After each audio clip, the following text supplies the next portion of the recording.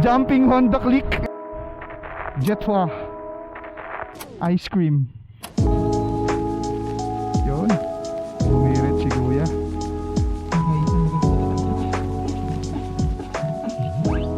Gosh. So we're here, EDSA Gaming. Mabilis ang rides lang papuntang Angono, Rizal. Tsaka kasama natin yung OBR natin. Ayan, nasa likod. Hi ka muna. Hindi nag-hi yung OBR ka sa likod eh. Nahihiya, shy type. So mabilis ang ride lang papuntang Angono. Tamang coffee lang. Coffee nga ba? O ano, bahala na kung anong makakita doon. Shout out kay kay Sir Pete, no, doon sa niregalo niya ng exchange gift na gloves. Napakaganda niya, no? Oh. Anong brand to? Five brand. Parang siya. Parang hindi siya full leather, pero masarap siya sa kamay. Very comfortable. Uy, tumatalon si kuya. Oh, maganda yung shock ni kuya. Ayos ah. Jumping Honda Click. Jumping Honda Click yun ah.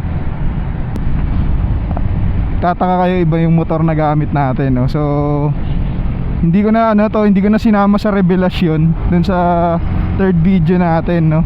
Ay, anyway, thank you pala sa mga nanood, no? Dun sa, as of now, nasa huling kita ko kanina, nasa 176 views, no? So maraming salamat sa mga nagtiyagang manood or nanood ng video natin last time. So yung sa Kalamba, no? Hindi ko ina-expect na maraming manonood, naaabot ng ganun yung views, no? Tamang video lang eh. Tsaka sa mga nag-comment, no, na nag-comment dun sa video, hindi dun sa mismong video, pero dun sa personal na suggestion nila, comment nila dun sa video. Maraming salamat sa mga nanood, no. Nakakatawa yung yung mga comments nyo. Nagulat yung lahat eh. So ayun, itong motor natin ngayon is ito yung daily bike natin na ginagamit pamasok sa trabaho. Ito yung first ever bike naman natin na ginagamit. So ito ay isang Yamaha XSR 155. So ilang years na ba to sa akin? 2020 ko to nabili. So 4 years na, no? Tama ba na? 4 years. So 4 years na tong Yamaha XSR 155 natin, no? So siguro mag-aano rin tayo rito, gagawa rin tayo ng video, separate video for Yamaha XSR natin. Maganda tong motor na to, simple lang. Wala tong ABS, walang mga teki to, pero ito yung first bike ko. Dito talaga na experience ko sa pagmumotor. Ang dami naming pinagdaanan na itong motor na to. Nakakatawa to. Ang dami na ring battle scars na ito. Sobrang traffic. Cubao hanggang Santolan. Hindi naman sobra, maandar pa rin naman. Daming nanood. Ikaw ba, pinanood mo ba yon? Yung video? Hindi mo ata pinanood eh.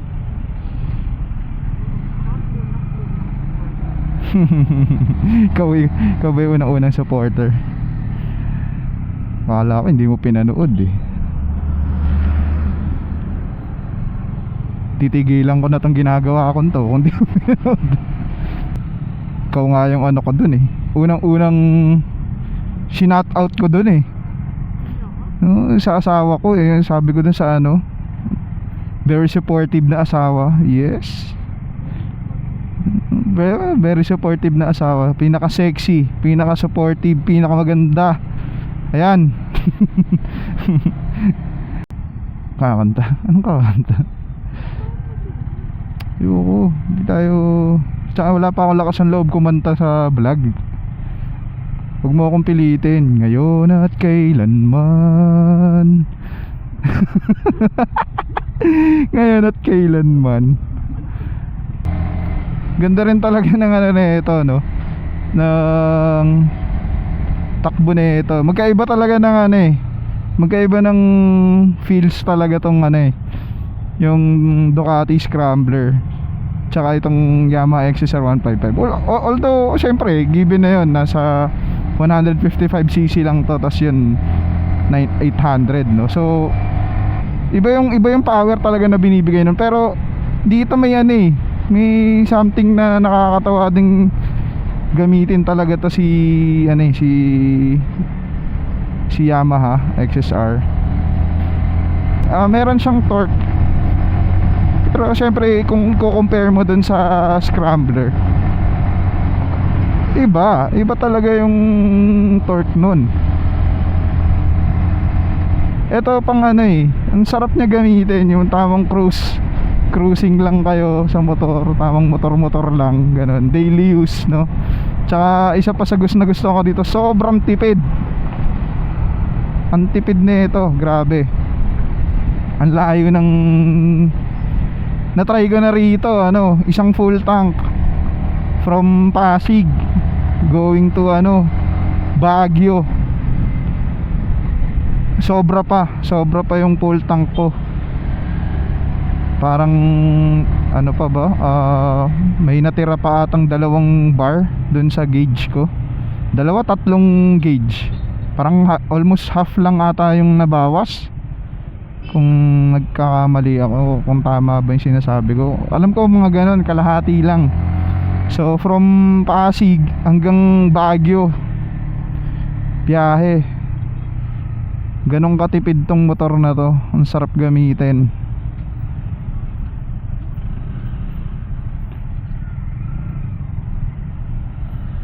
Oops, uy.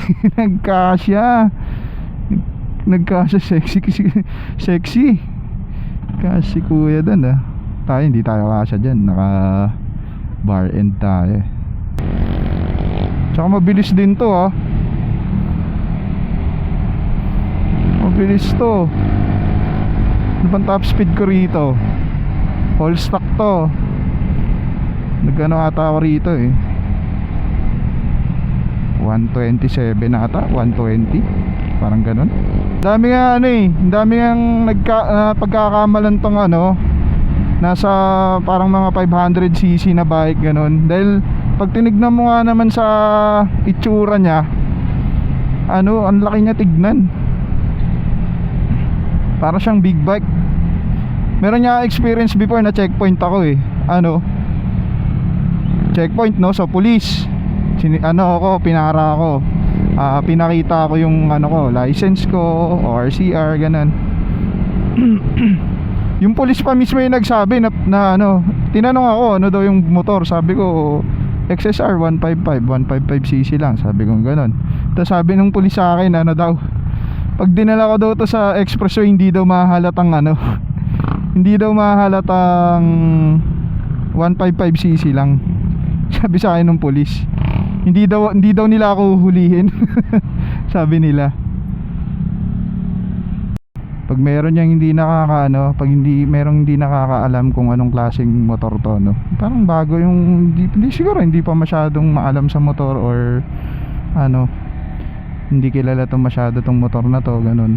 Hindi nila kilala. Tatanong anong motor daw to, ilang cc, yun ang palaging tanong ng karamihan, ilang cc. Oo nga pala guys, no. So may mga dun sa dalawang nating bike, may mga pangalan yung mga yan. So yung ating Ducati Scrambler Icon, ang name nun is si Ram. Yun talaga si Ram, ang name niya Ram, RAM. Then ito naman, tong bike naman natin na to na Yamaha XSR 155, pinangalanan ko tong Scramble. Pinangalanan ko Scramble kasi ano, dream bike ko yung scrambler talaga before. Bali yung first gen pa, kahit yung first gen pa lang, no, scrambler talaga gusto ko talaga, no. So nung dahil nga first bike ko to, tapos gusto ko siyang ano, gawing parang scrambler look tong motor na to. So pinangalanan ko siyang Scramble. Kaya ayun, naging yun ang name na itong ano na to, Yamaha natin, Yamaha XSR 155, si Scramble. Kaya nakalagay din dun sa videos natin, kung makikita nyo, nakalagay dun Scramble, no. Kasi doon ko kinuha yun, yung name ng ano natin, name ng channel natin is Scramble Ram. Si Scramble, eto si Scramble, si Ram naman si Ducati Scrambler Icon, no. So kaya yung channel natin tinatawag na Scramble Ram. Yun yung ano nun, story nun. Sabi kasi nila, marami nagsasabi mabilis daw dumaan pag dito sa floodway. Sabi nila, ha, kapag going to Taytay. Ewan ko kung tama ba. Siguro depende sa araw. Ngayon medyo mabilis ngayon, pero feeling ko pagka weekday siguro sobrang traffic din dito. Oo, medyo makipot din yung kalsada. Pero kung ganito naman yung takbuhan mo, mas okay na to kaysa dun sa kabila, sa Ortigas Extension. Yun talaga, grabe yun. Tukod ka dun hanggang ano, junction na Rambulan na. Hindi na magkaintindihan. Rambulan sa Rizal. Oh my God! Nakabot mo Te. ko, Bobby? Magkano premyo niyan? Magkano premyo? Okay, once again, Di mo alam? the Kasali sana ako eh. 3 ano? 3 to 1. Mag-i-intermission ko. Okay. Magandang. Uy, angas.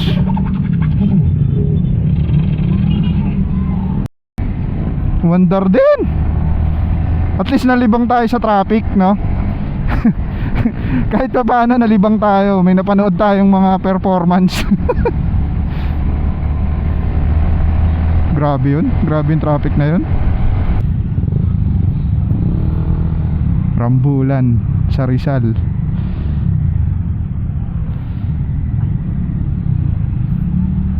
Kaliwa tayo rito.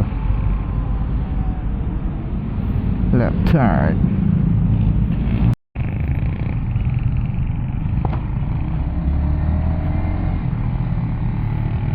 May twisties na, oh. Ang ono twisties.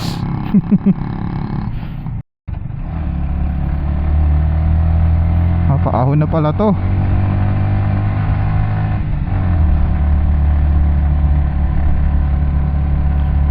Ito, ang ono twisties, ah.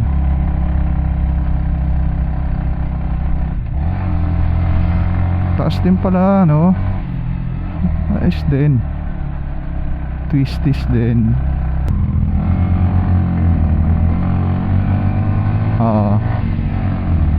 Ay, ganda ng ano, ng sinag ng araw. Ganda ng sinag ng araw. Mukhang maganda view di. Uy, ganda ng view. Ayan, oh. Woo!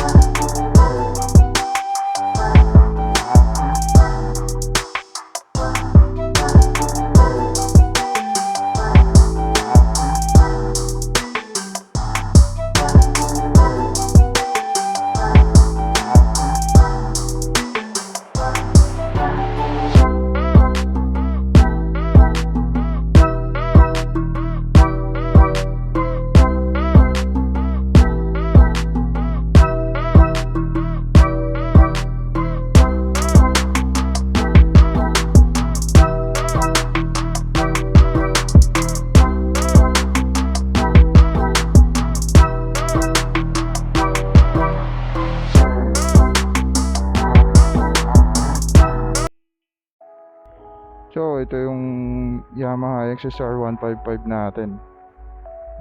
Yan siya. So, siguro gagawa tayo ulit ng another video for sa mga accessories tsaka mga kinabit natin sa kanya. Wala naman ako masyadong kinabit din. All stock yan.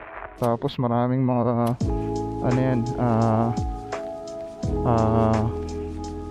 mga battle scratches. Yun, mga battle scratches. Yan. So, ganda pa niya. Ang ganda ng tayo niya, no? Solid eh. So, going home, tamang kape lang. Kape, tapos tamang sightseeing sa napakagandang view, no? Yan, over the top. 24 hours pala yan, ano? Food hub, no? Yan eh. Medyo matarek. Yan oh, ganda ng view.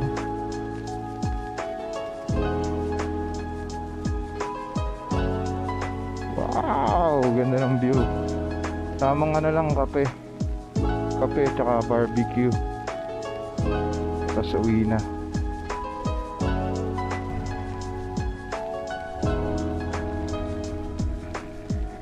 Yun, tamang coffee lang. Tamang barbecue, hotdog. Ayos naman yung food. Hindi naman okay lang. Hindi naman Anyway, overall okay naman yung food. Naging food vlogger. Naging food critic. Okay naman. Maganda yung view. Sulit yung view. Tapos may 30 pesos na parking fee for motorcycle. 10 pesos sa sa restroom nila. Daming tao actually. Tapos may live band din na nagpe-perform. Tapos may mga tamang inuman din. May mga inuman din dun. Pwede ka rin mag-inom.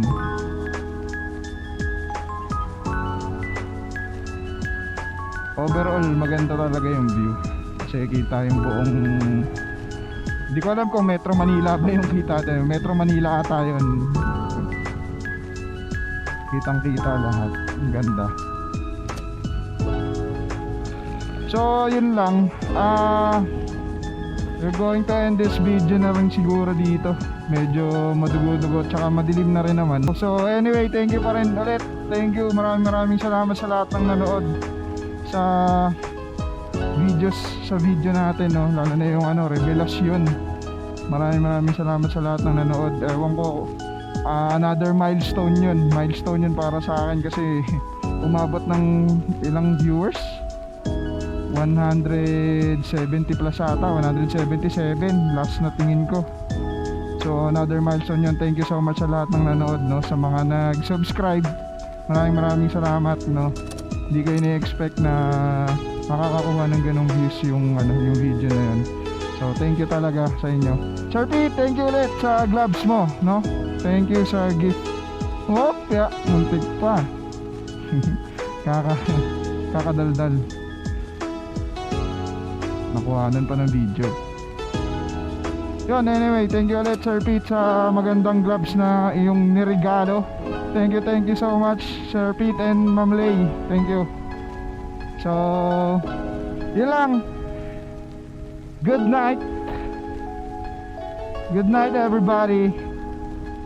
Peace ya. Peace.